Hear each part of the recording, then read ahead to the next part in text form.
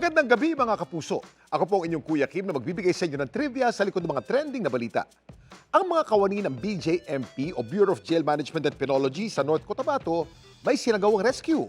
Ang kanilang sinubukang iligtas isang natrap na agila. Ang jogging session ng mga kawani ng BJMP o Bureau of Jail Management and Penology sa Kinabawan, North Cotabato nauwi sa rescue operation. Nang makarating kasi sila malapit sa BJMP Material Recovery Facility, may narinig silang tunog. Parang pagaspas ng ibon. Tapos nung tiningnan namin dito sa my left side, may natrap na ibon. Iba yung feature ng mukha niya, parang eagle. Hinala ni na Joy, matagal nang natrap doon ng ibon. Siguro may kinuha na prey, tapos sina niya alam paano lumabas. Dito na raw nila ito ni-rescue. Wala raw tinamong sugat ang ibon. Ay, ano na pre? Eagle pre. Pero Nanghihina siya, tapos hinihingal siya. Yung ibon po is nasa custody na po ng DNR. Tapos pag recover na siya, i-release na po siya back to the wild po. ang ibong na-rescue ni na Joy, isang Philippine Serpent Eagle o Spilornis holospinus. Sila ay mga medium-sized raptor na endemic o makikita lamang sa mga isla sa Pilipinas maliban sa Palawan. Kulay brown ang kanilang mga katawan na may mga puting batik-batik. Kapansin-pansin din ang kulay dilaw na mata nila.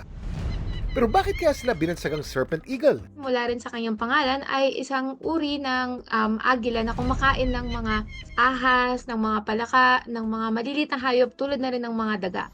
Least concern ngayon ang conservation status ng mga Philippine Serpent Eagle sa IUCN Red List. Gayunman, kailangan pa rin silang alagaan lalo't nababawasan na rin ang kanilang populasyon.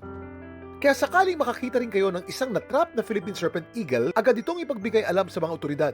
Ang Philippine Serpent Eagle ay protected sa ating batas. Ito ang RA 9147 o ang Wildlife Act. Pinagbabawal po ang paghuli, ang pag-alaga. Samantala, sa Barangay Lamlahak sa Lake Cebu sa South Cotabato, ito naman ang na-rescue, isang kwago. Ano kaya ang nangyari sa kwagong ito?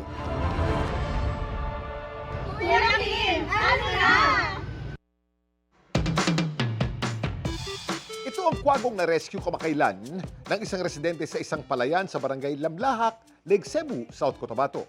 Ang naturang kwago, isang eastern grass owl, itinurn over sa DNR SOC Sargent. Base sa kanilang pagsusuri, may sugat ito sa kaliwang pakpak. Hinala nila, tinirador ito. Agad namang ginamot ang kwago at nilipat sa DNR 12 Wildlife Rescue Center sa Sultan Kudarat. Paalala naman ng DNR sa publiko ang pangangalaga sa ating wildlife at likas yaman, responsibilidad ng bawat isa sa atin, lalo't napakalaki ng papel nila sa ating kalikasan.